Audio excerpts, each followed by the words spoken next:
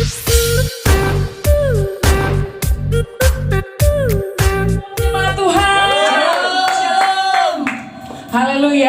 Biarlah pada pagi hari ini kita boleh ada di tempat ini untuk memuji dan memuliakan Tuhan. Mari jemaat Tuhan, siapkan hatimu untuk datang memuji dan menyembah Tuhan. Namun sebelum mari kita angkat satu pujian, dimuliakan, ditinggikan. Haleluya Yesus. Terima kasih Tuhan.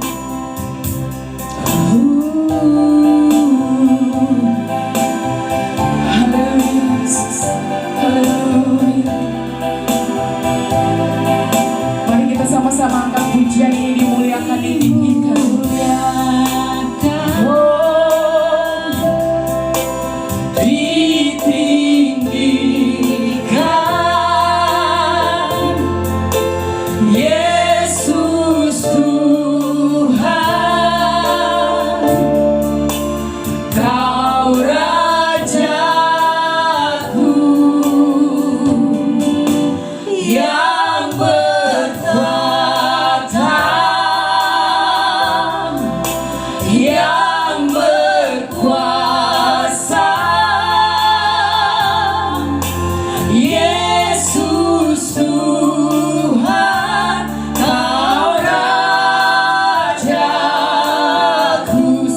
Katakan pujian ini, dimuliakan, dimuliakan,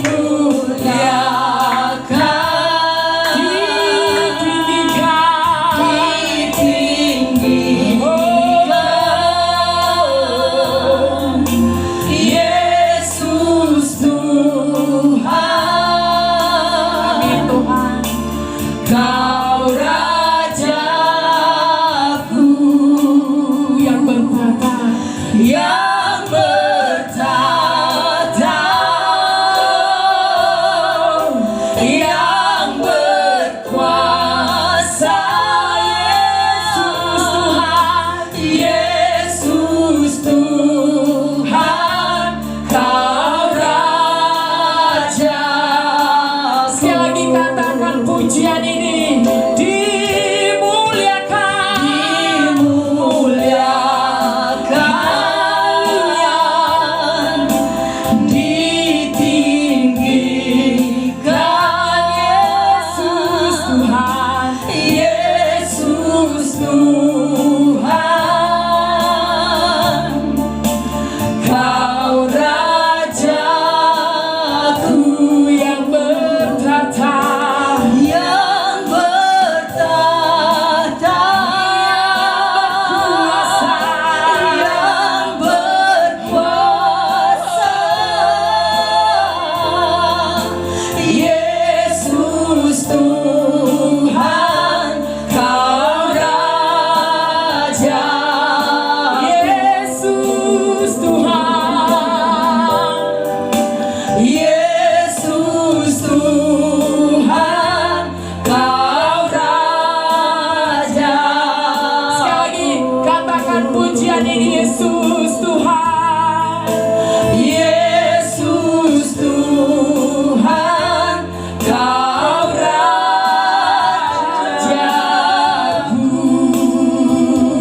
Berikan kemuliaan bagi Tuhan, lebih dahsyat lagi. Haleluya Yesus. Haleluya. Haleluya.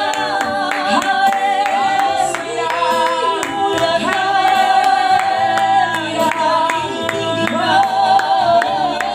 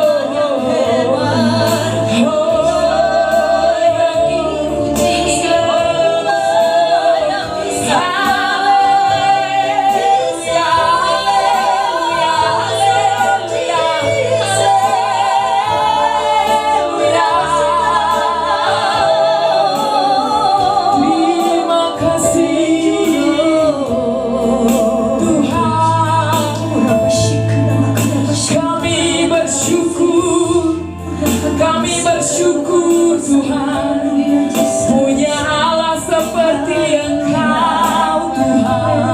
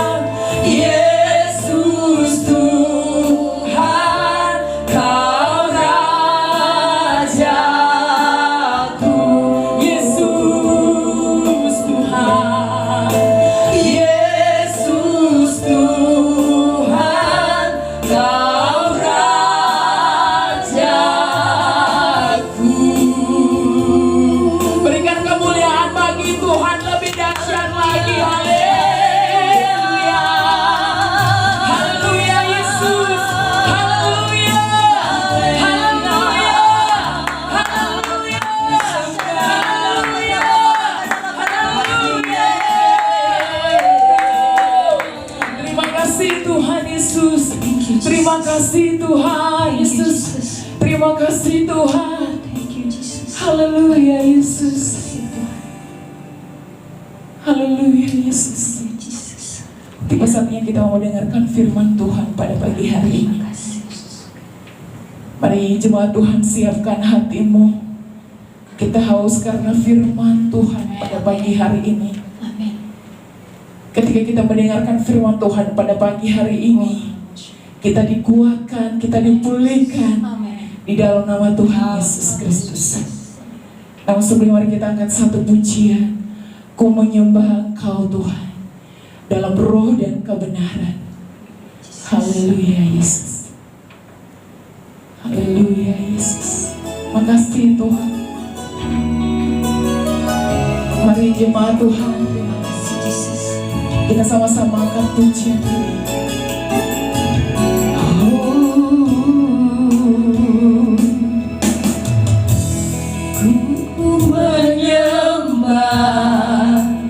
Dalam kudus hadirat-Mu, hampiri tata kasih karunia-Mu Bapa. Yes. Kekuatanku hanya dalam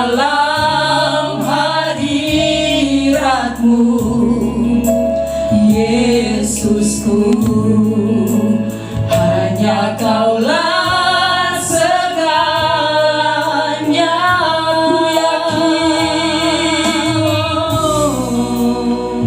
Ku yakin Kau hadir di sini. Ku rasakan kuasa yang tak terbatas.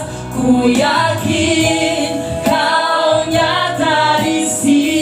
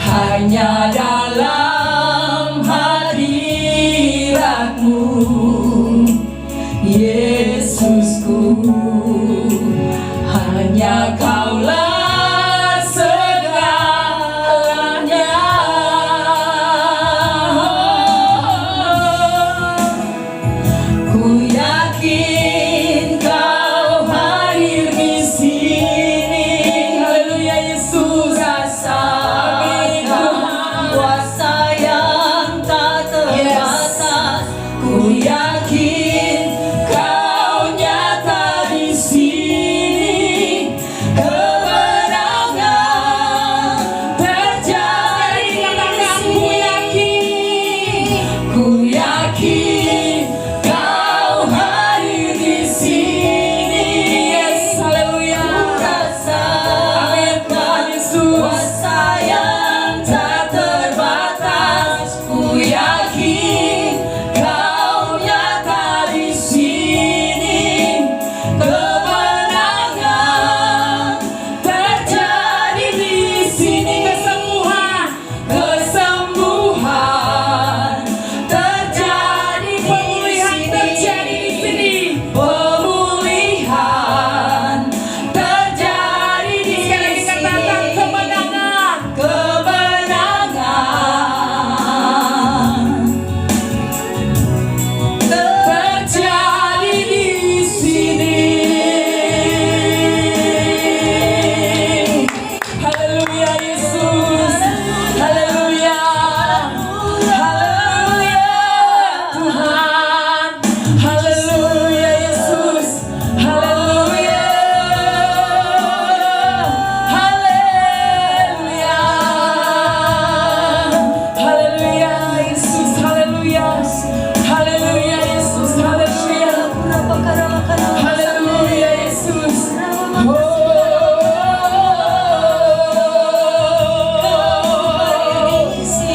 Terima kasih Tuhan. Haleluya Yesus. Haleluya. Kami percaya Tuhan, kuasa-Mu hadir di tempat ini. Dan kami percaya biar lewat firman-Mu Tuhan, kami dipulihkan, kami disembuhkan, kami dimenangkan di dalam nama Yesus Kristus. Haleluya, kami siap mendengarkan firman-Mu pada pagi hari ini. Di dalam nama Yesus Kristus, haleluya. Amin. Shalom saudara-saudara terkasih di dalam Kristus Yesus. Salam jumpa kembali bersama dengan saya Bedi Budianto dalam program streaming GBI Home. Pada hari ini saya percaya saudara ada dalam lindungan Tuhan, penyertaan Tuhan yang luar biasa di dalam kehidupan saudara. Dan kita bersyukur kita boleh bertemu meskipun kita bertemu secara online, tapi saya percaya penyertaan Tuhan sempurna menyertai kita semua. Hari ini kita akan berbicara satu topik yang luar biasa tentang bagaimana kita menjadi pelayan sejati yang berkarakter Kristus. Tetapi sebelumnya saudara, mari kita bersatu di dalam doa. Kita mohon pimpinan Roh Kudus menyertai kita sehingga kita mengerti apa yang Tuhan inginkan di dalam kehidupan kita saat kita mendengarkan kebenaran firman Tuhan. Kami bersyukur Tuhan, kami ada karena anugerah-Mu. Terima kasih karena Engkau Allah yang luar biasa di dalam kehidupan kami, tidak pernah berubah, dulu, sekarang, sampai selama-lamanya. Saat ini Tuhan kami ada karena anugerah Tuhan. Sebentar kami akan merenungkan kebenaran firman-Mu. Tuhan pimpin dan sertai kami semua untuk kami boleh siap mempersiapkan hati kami bagi kebenaran firman-Mu ditaburkan. Bahkan hamba-Mu yang penuh dengan kelemahan ini Tuhan pimpin sertai, sehingga setiap kata yang keluar dari bibir lidah hamba-Mu ini semuanya berasalnya daripada hati Tuhan. Engkau sendiri Tuhan yang dipermuliakan melalui kebenaran firman-Mu, dan kami siap mendengarkan kebenaran firman-Mu, diubahkan oleh kebenaran firman-Mu, bahkan siap untuk melakukan kebenaran firman-Mu dimanapun kami berada. Di dalam nama Tuhan Yesus Kristus, kita yang siap merenungkan kebenaran firman Tuhan, katakan bersama dengan saya, amin. Ada sebuah cerita dari India.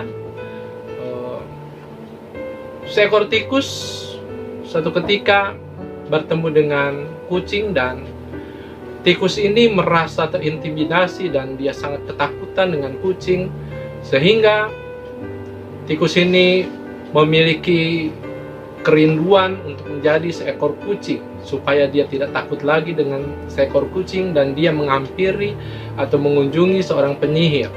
Tentunya saudara, ini merupakan cerita fiksi belaka. Dan pada saat ketemu si penyihir, akhirnya tikus ini diubah oleh penyihir menjadi seekor kucing.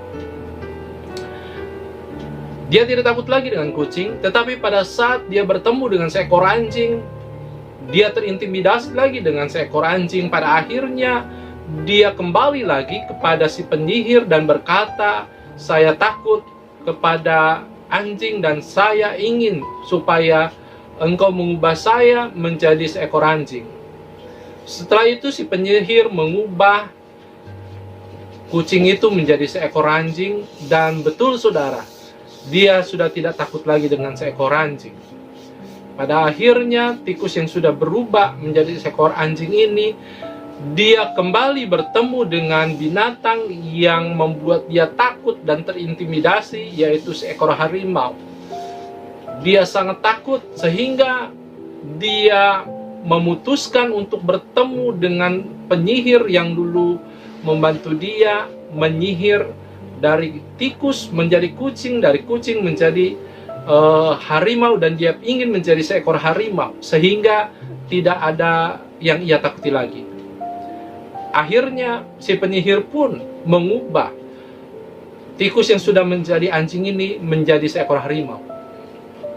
Dan setelah dia menjadi seekor harimau, dia tidak takut lagi dengan harimau yang lain. Tetapi saudara, pada saat dia bertemu dengan si pemburu hewan-hewan, ia sangat takut.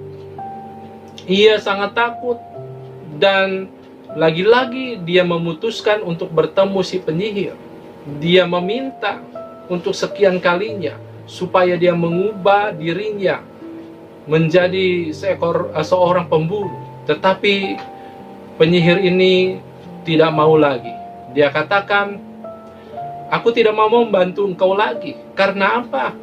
Karena ternyata engkau sudah berubah dari tikus menjadi seekor harimau. Tetapi meskipun engkau sudah berubah menjadi seekor harimau, tetapi nyalimu tetap nyali seekor tikus.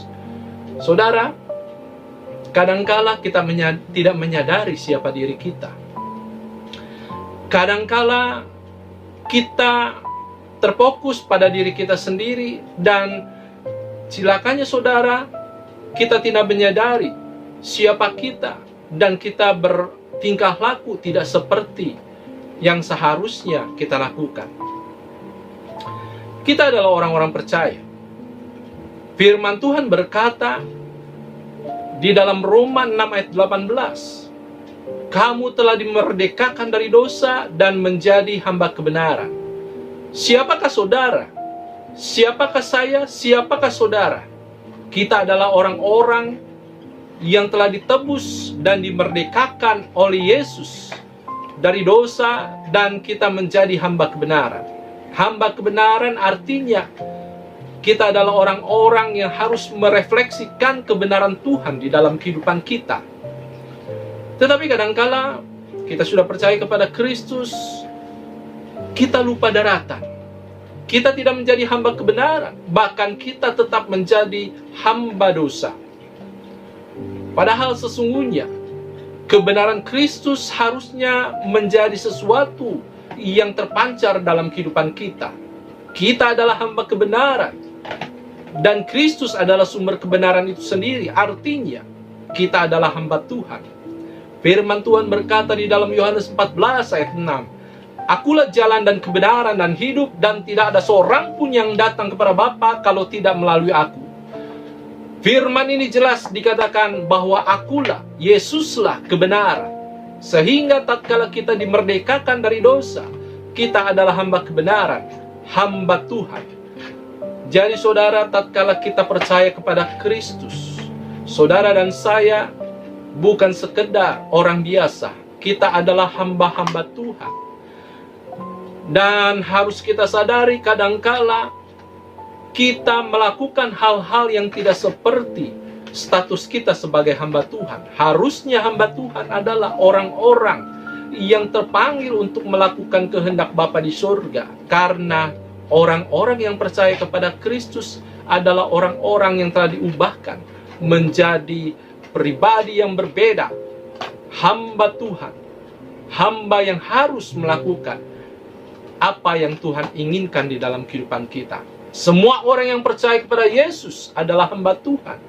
Dan seorang hamba Tuhan tugasnya tidak lain adalah melakukan kehendak Bapa di surga, melayani Tuhan yang menjadi Tuhan, yang menjadi bos kita, yang menjadi Tuhan di dalam kehidupan kita.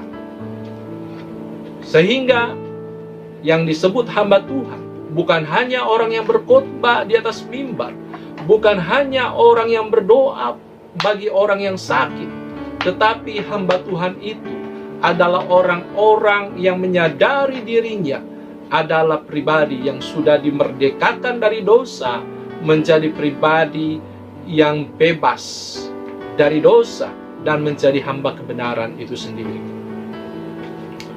Sebagai hamba Tuhan, kadangkala kita tidak mengerti mengapa kita harus melayani, padahal sesungguhnya tugas seorang hamba adalah melayani tuannya. Dan tugas kita sebagai hamba Tuhan adalah kita melayani Tuhan di dalam kehidupan kita. Melayani Tuhan bukan berarti kita menjadi WL, menjadi singer, atau melayani di atas mimbar gereja. Melayani Tuhan itu juga berarti kita hidup sesuai dengan yang Tuhan mau. Kita melakukan apa yang Tuhan kehendaki di dalam kehidupan kita. Kita merefleksikan kebenaran Kristus di dalam kehidupan kita sehari-hari. Pada saat kita melakukan kehendak Allah di dalam kehidupan kita sehari-hari, kita sedang melayani Tuhan. Haleluya. Sehingga saudara, hari ini kita berbicara tentang satu topik yang berjudul pelayan sejati yang berkarakter Kristus.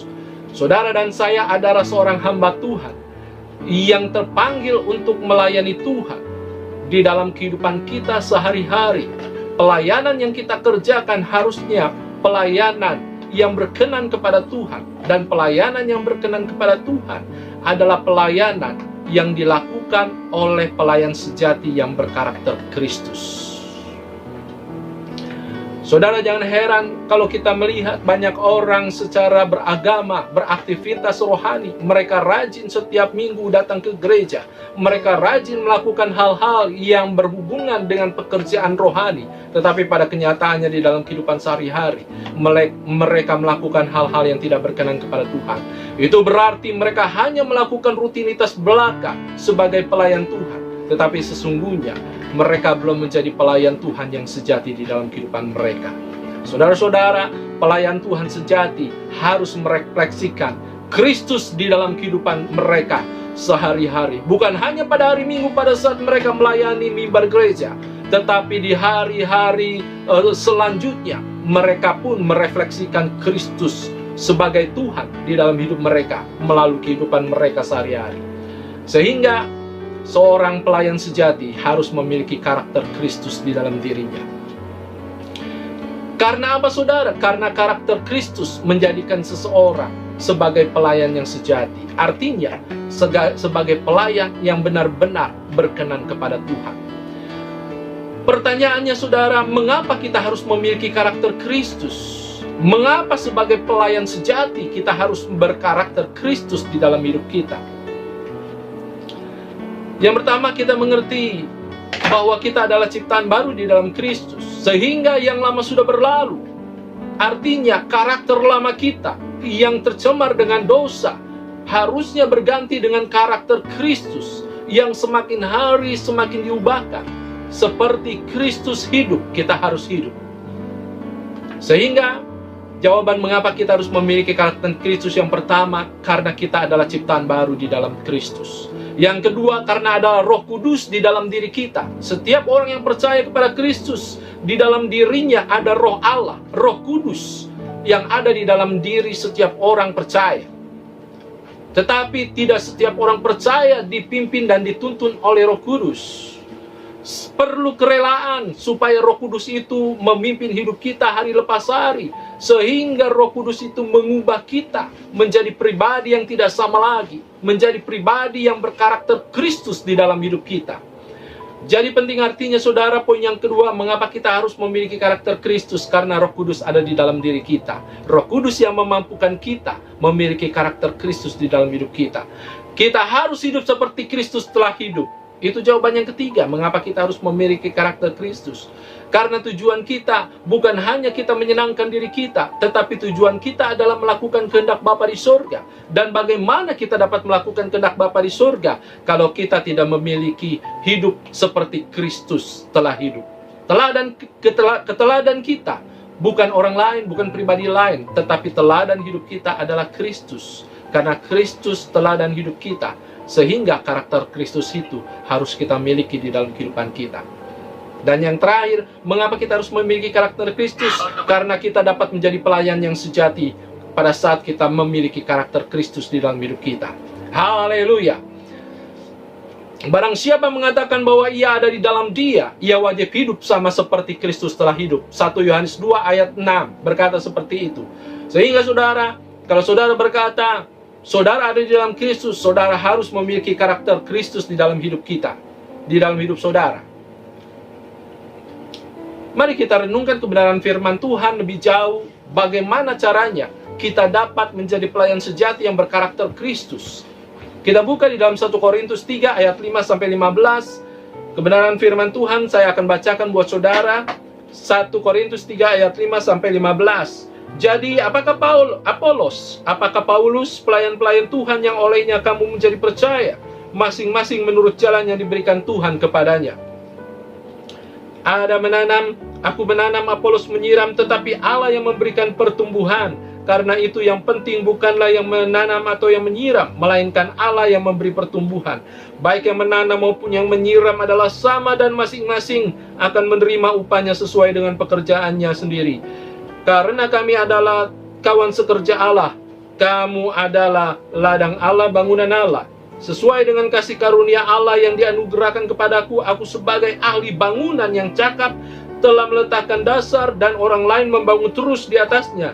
Tetapi tiap-tiap orang harus memperhatikan bagaimana ia harus membangun di atasnya, karena tidak ada seorang pun yang dapat meletakkan dasar lain selain daripada dasar yang telah diletakkan, yaitu Yesus Kristus. Entahkah orang yang membangun di atas dasar itu dengan emas, perak, batu permata, kayu, mau rumput kering atau jerami, sekali kelak pekerjaan masing-masing orang akan nampak, karena hari Tuhan akan menyatakannya. Sebab ia akan nampak dengan api, dan bagaimana pekerjaan masing-masing orang akan diuji oleh api itu.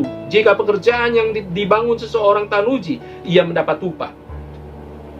Jika pekerjaannya terbakar, ia menderita kerugian, tetapi ia sendiri akan diselamatkan, tetapi seperti dalam api. Haleluya.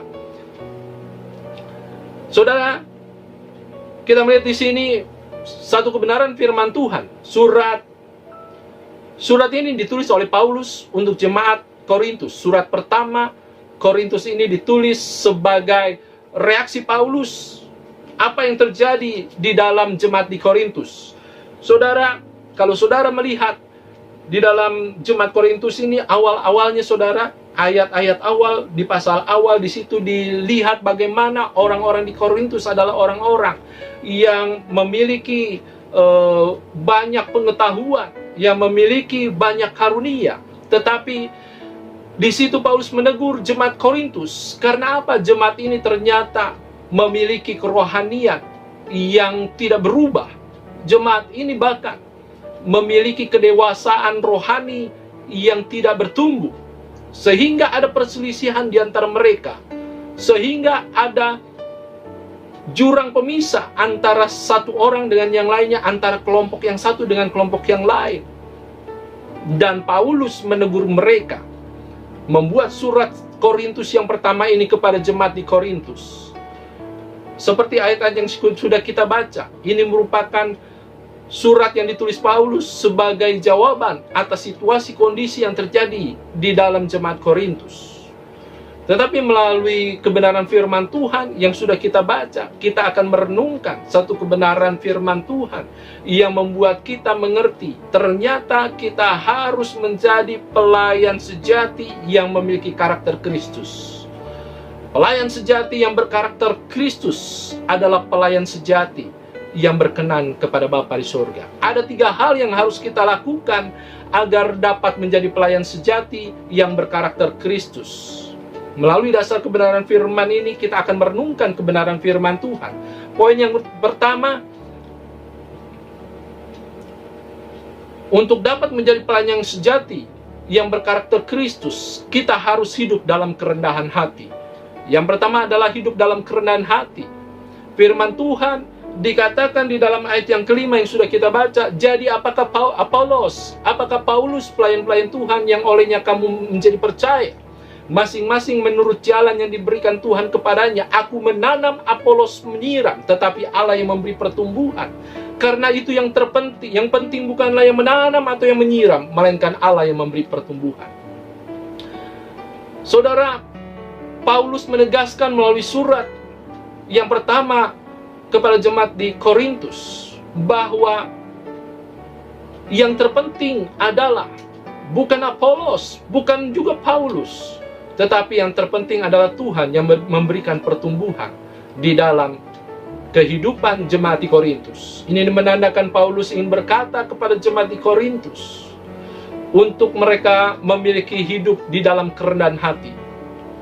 Kadangkala ia membuat seorang hamba Tuhan jatuh ialah bukan pada saat ia mengalami penderitaan, bukan hanya pada saat ia mengalami celaan atau ia mengalami hujatan dari seorang jemaat. Tetapi yang membuat hamba Tuhan jatuh ialah pada saat ia menerima pujian dari orang-orang yang dilayaninya. Ini pun terjadi di dalam jemaat di Korintus. Bagaimana orang menyanjung Apolos dan ia berkata, aku dari golongan Apolos. Ada sebagian orang lagi menyanjung Paulus dan ia berkata, aku dari golongan Paulus. Sehingga jemaat menjadi jemaat yang terpecah-pecah. Dan Paulus mengirim satu peringatan melalui surat kepada jemaat Korintus bahwa yang terpenting bukan Apolos, bukan juga Paulus, tetapi yang terpenting adalah Allah. Sehingga tidak ada alasan untuk kita bermegah di hadapan Tuhan. Pelayan sejati yang berkarakter Kristus harus hidup di dalam kerendahan hati. Orang yang hidup di dalam kerendahan hati tentunya dia memiliki kerinduan supaya Tuhan dimuliakan di dalam hidupnya. Kerendahan hati adalah kerelaan untuk merendahkan diri di hadapan Tuhan dan ketaatan dalam melakukan kehendaknya. Kerelaan diri untuk merendahkan diri di hadapan Tuhan dan ketaatan melakukan kehendaknya. Sehingga ini yang harus terjadi di dalam kehidupan setiap orang yang percaya kepada Kristus. Mereka harus hidup di dalam kerendahan hati. Dan kerendahan hati adalah satu proses hidup bersama dengan Kristus. 2 Tawari 7 ayat 14 berkata, dan umatku yang atasnya namaku disebut merendahkan diri, berdoa dan mencari wajahku, lalu berbalik dari jalan-jalan yang jahat, maka aku akan mendengar dari sorga dan mengampuni dosa mereka serta memulihkan negeri mereka. Tuhan rindu supaya orang-orang merendahkan diri di hadapan Tuhan. Tuhan rindu supaya orang-orang yang percaya kepada Dia hidup di dalam kerendahan hati, karena kerendahan hati membawa pemulihan di dalam hidup. Pada saat kita memiliki ketinggian hati atau sombong, tidak mungkin kita percaya bahwa Tuhan sanggup memulihkan kehidupan kita. Tetapi pada saat kita memiliki kerendahan hati, kita yakin dan percaya bahwa Allah sanggup memulihkan kehidupan kita. Sehingga tatkala kita memiliki kerendahan hati, pemulihan hidup pasti terjadi di dalam kehidupan kita. Haleluya. Matius 15 ayat 21 sampai dengan 28. Di situ dikisahkan bagaimana ada seorang perempuan Kanaan yang berusaha meminta pertolongan Kristus, meminta pertolongan Tuhan. Karena apa? Karena anaknya sedang sakit. Dan Yesus berkata, tidak patut mengambil roti disediakan bagi anak-anak dan melemparkannya kepada anjing. Kata perempuan itu, atau kata perempuan dari Kanaan itu, benar Tuhan, namun anjing itu makan rempah-rempah yang jatuh dari meja tuannya. Maka Yesus menjawab dan berkata kepadanya, hai ibu, besar imanmu, maka jadilah kepadamu seperti yang kau kehendaki. Dan seketika itu juga anaknya sembuh. Bayangkan saudara, apabila orang perempuan dari Kanaan ini tersinggung tatkala Yesus berkata tidak patut mengambil roti yang disediakan bagi anak-anak dan melemparkannya kepada anjing. Tentunya ibu ini tidak mengalami pemulihan bagi anaknya yang sedang sakit. Tetapi ibu ini berusaha untuk merendahkan hatinya di hadapan Tuhan.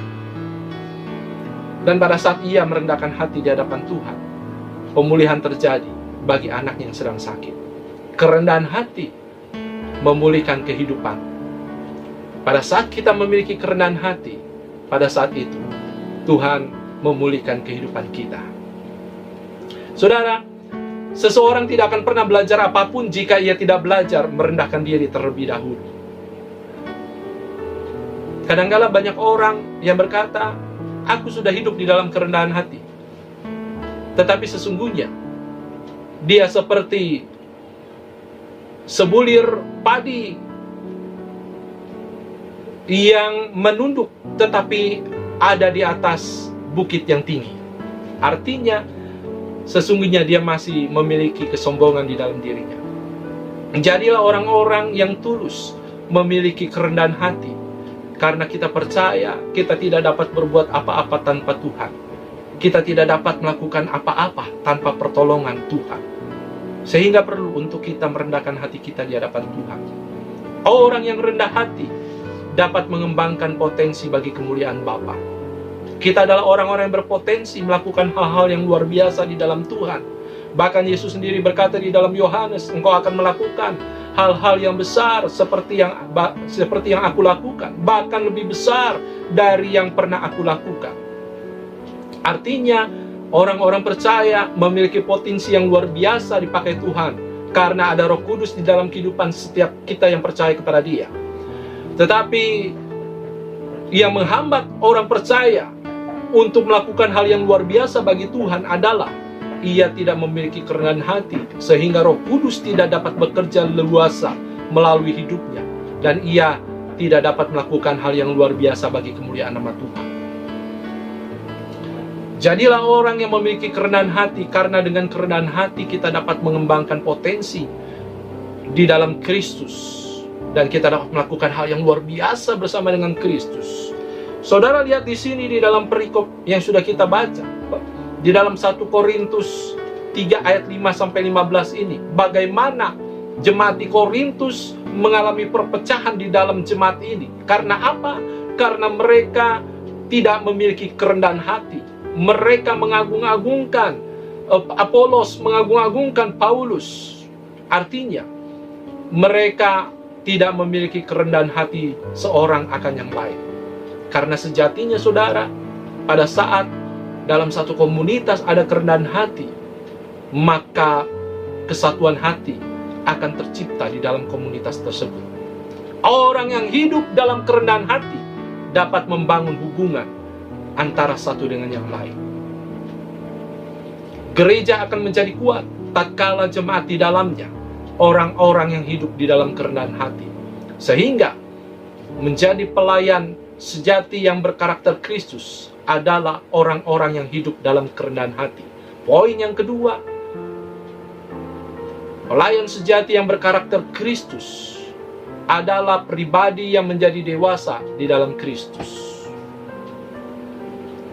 1 Korintus 3 ayat 1 berkata, dan aku saudara-saudara pada waktu itu tidak dapat berbicara dengan kamu seperti dengan manusia rohani, tetapi hanya dengan manusia duniawi yang belum dewasa dalam Kristus. Bahkan di dalam ayat selanjutnya, ayat kedua, susulah yang kuberikan kepadamu, bukan makanan keras, sebab kamu belum dapat menerimanya, dan sekarang pun kamu belum dapat menerimanya. Pada waktu itu, artinya waktu yang sudah berlalu, yang sudah lama berlalu. Paulus menegaskan, pada waktu itu ia tidak dapat berbicara dengan jemaat Korintus karena mereka masih memiliki kerohanian yang tidak dewasa, masih manusia duniawi. Bahkan ayat yang kedua berkata, sampai sekarang pun kamu masih seperti itu. Tidak ada pertumbuhan rohani, tidak ada kedewasaan di dalam Kristus yang ditemui oleh Paulus terhadap jemaat Korintus. Sehingga Paulus menulis Korintus dengan tegas bahwa mereka masih manusia duniawi, bukan manusia dewasa di dalam Tuhan. Poin yang kedua ini menjadi hal yang penting untuk kita renungkan bersama. Apakah pada saat kita percaya kepada Kristus, kita adalah orang-orang yang semakin bertumbuh di dalam Tuhan? Karena saudara, sejatinya orang yang hidup di dalam Kristus pasti akan membuat orang tersebut menjadi dewasa secara rohani. Saya katakan sekali lagi, orang yang hidup di dalam Kristus bukan hanya orang yang disebut Kristen, tetapi orang yang hidup di dalam Kristus, dia akan bertumbuh menjadi pribadi yang semakin hari semakin dewasa secara rohani. Karena sejatinya sebagai manusia, tanpa perlu disuruh atau diperintahkan, kita akan bertumbuh dari mulai anak-anak menjadi remaja, menjadi dewasa, dan pada akhirnya kita menjadi orang tua, bahkan kita akan menjadi tua. Itu satu pertumbuhan jasmani yang secara alami terjadi bagi saudara dan saya. Dan kalau tidak ada pertumbuhan yang terjadi, tentunya ada sesuatu yang terjadi di dalam diri kita. Pada saat kita masih kecil, kita berkata, "Papa, papa." Wah, orang tua kita akan berkata, "Luar biasa, dia sudah berbicara, dia sudah memanggil aku papa." Tetapi pada saat kita remaja, kalau kita berbicara cuman berkata, "Papa, papa," pasti papanya akan berkata, "Anakku ternyata memiliki satu penyakit, sehingga ia hanya berkata papa, papa saja." Saudara, di dalam Kristus kita harus bertumbuh secara dewasa. Karena sejatinya orang yang hidup di dalam Kristus, ia akan bertumbuh menjadi dewasa secara rohani. Dan orang yang bertumbuh secara dewasa, menjadi dewasa secara rohani, adalah orang yang akan menjadi pribadi berkarakter Kristus. Yohanes 15 ayat 5 berkata, "Akulah pokok anggur dan kamulah ranting-rantingnya. Barang siapa tinggal di dalam aku atau di dalam Kristus, dan aku di dalam dia, ia berbuah banyak. Sebab di luar aku, kamu tidak dapat berbuat apa-apa." Ini menegaskan saudara bahwa pada saat kita ada di dalam Kristus, kita akan bertumbuh menjadi dewasa secara rohani. Menjadi dewasa secara rohani artinya kita akan berbuah. Kita akan memiliki buah-buah roh di dalam kehidupan kita. Yang tadinya kita pemarah menjadi orang yang sangat-sangat lemah lembut. Yang tadinya kita tidak dapat menguasai diri, kita dapat menguasai diri. Karena ada buah-buah roh yang ada di dalam diri kita. Sebagai hasil dari pertumbuhan rohani yang terjadi karena kita hidup di dalam Kristus. Dan kalau kita tidak memiliki buah-buah roh, artinya kita belum hidup di dalam Kristus. Dan Kristus tidak ada di dalam kita. Dan kita tidak mungkin memiliki karakter Kristus di dalam hidup kita. Karena orang-orang yang dewasa secara rohani adalah orang-orang yang berubah dan berbuah, sehingga orang itu akan memiliki karakter Kristus. Haleluya. Pertumbuhan rohani yang semakin dewasa menghasilkan perubahan karakter yang semakin seperti Kristus. Saat kita percaya kepada Kristus, kita disebut bayi-bayi rohani. Dan makanan kita adalah susu. Tetapi kita akan mengalami pertumbuhan secara rohani menjadi pribadi yang semakin bertumbuh, semakin dewasa di dalam Kristus. Kalau kita mau hidup di dalam Kristus. Tetapi kalau kita tidak mau hidup di dalam Kristus, artinya kita masih hidup di dalam manusia lama kita. Kita tidak akan bertumbuh. Kita terus menjadi bayi rohani. Kita terus masih menjadi manusia duniawi yang berpikir secara duniawi. Tidak diubahkan menjadi pribadi yang memiliki karakter seperti Kristus. Karena sejatinya pertumbuhan rohani akan terjadi pada saat kita ada di dalam Kristus. Dan pertumbuhan rohani itu akan menghasilkan karakter yang semakin seperti Kristus. Ketika aku kanak-kanak, aku berkata seperti kanak-kanak. Aku merasa seperti kanak-kanak. Aku berpikir seperti kanak-kanak. Sekarang sesudah aku menjadi dewasa, aku meninggalkan sifat kanak-kanak itu. 1 Korintus 13 ayat 11. Ketika kita kanak-kanak secara rohani, kita mungkin masih memiliki sifat-sifat yang sama seperti orang dunia. Tetapi tatkala kita bertumbuh menjadi dewasa secara rohani, kita pasti berubah. Kita pasti tidak sama lagi dengan dunia. Artinya kita semakin sama seperti Kristus. Kita semakin sama seperti Kristus hidup. Kita memiliki karakter Kristus di dalam hidup kita. Dan pelayan sejati yang berkarakter Kristus dihasilkan dari pertumbuhan seseorang untuk menjadi dewasa secara rohani. Kalau saudara belum bertumbuh menjadi dewasa rohani, tekadkan di dalam diri saudara, komitmenkan itu di dalam hatimu untuk engkau mau bertumbuh secara dewasa, secara rohani, dan itu dapat terjadi tatkala kita hidup di dalam Kristus. Karena pelayan sejati yang berkarakter Kristus dihasilkan dari pertumbuhan seseorang menjadi dewasa rohani. Poin yang ketiga yang terakhir, untuk kita menjadi pelayan sejati yang berkarakter Kristus, kita harus membangun hubungan yang intim dengan Tuhan. Entahkah orang itu membangun di atas dasar ini dengan emas, perak, batu permata, kayu, rumput kering, atau jerami. Sekali kelak pekerjaan masing-masing orang akan nampak, karena hari Tuhan akan menyatakannya. Sebab ia akan nampak dengan api, dan bagaimana pekerjaan masing-masing orang akan diuji oleh api itu. 1 Korintus 3 ayat 12-13. Paulus menegaskan bahwa ia sudah meletakkan dasar, yaitu Kristus. Kita adalah orang-orang percaya kepada Kristus, artinya kita meletakkan dasar iman kita, yaitu Kristus. Sehingga kita adalah orang-orang yang memiliki pengharapan di dalam Dia. Tetapi kekristenan tidak hanya berbicara sampai saat itu. Kekristenan berbicara juga tatkala kita percaya kepada Kristus, kita memiliki dasar Kristus di dalam hidup kita. Dan kita membangun hidup kita dengan hal-hal yang harusnya berkenan kepada Tuhan. Tetapi ada juga orang-orang yang percaya kepada Kristus, tetapi hidupnya tidak berubah. Ia sedang membangun bangunan dirinya dengan jerami, dengan rumput kering. Tetapi suatu saat nanti, api Tuhan akan menguji pekerjaan kita masing-masing. Artinya saudara, saat kita percaya kepada Kristus, tentunya kita membangun hidup kita sesuai dengan kehendak Tuhan. Kita mau hidup kita berkenan kepada Tuhan, sehingga kita menghidupi manusia baru kita dengan hal-hal yang berkenan kepada Tuhan. Dan ini terjadi kalau kita memiliki hubungan yang intim dengan Tuhan. Saudara, saat kita percaya kepada Kristus, kita mengalami perjumpaan dengan Tuhan secara pribadi. Dan pastinya perjumpaan dengan Tuhan memulihkan hati kita pada saat itu. Hati yang tidak percaya kepada Kristus menjadi hati yang berkobar-kobar untuk mengasihi Dia.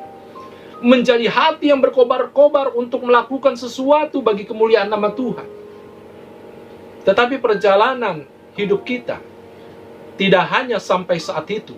Saat kita memiliki kasih yang mula-mula kepada Tuhan. Saat kita jatuh cinta kepada Tuhan pertama kali. Tidak hanya pada saat itu. Kita menjalani hari-hari berikutnya di dalam kehidupan kita sebagai orang percaya. Pergumulan, masalah, beban berat, berkat-berkat yang kita alami di dalam hidup kita. Kadangkala apa yang kita kerjakan, apa yang kita lakukan, apa yang kita hadapi, membuat kasih yang mula-mula itu menjadi semakin hari semakin pudar. Sehingga kita tidak dapat menjaga lagi kasih kita kepada Tuhan.